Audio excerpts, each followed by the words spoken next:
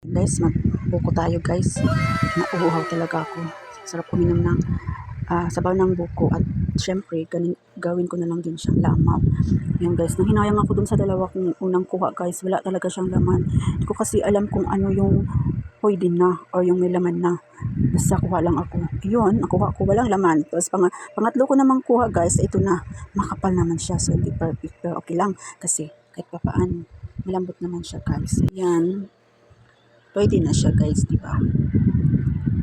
So ito yun guys, so nilagyan ko lang siya ng gatas guys. Yan. Pangtanggal lang po ng uhaw. So ano lang po ito guys sa tawag nito, ibab. Wala po siyang sugar.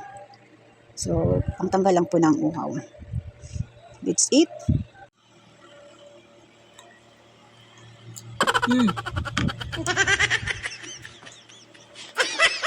Ang init kasi guys. Ako nag-electric pan. Iba kasi dito guys eh. Pag mainit, sobrang init. Tapos pagka ulan.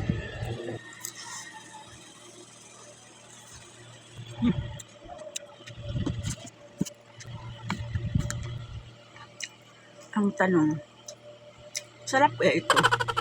Kasi walang asukal. Yes guys, masarap. Kahit wala siyang asukal. Paano masabi? Talaga ako nagka-asukal guys.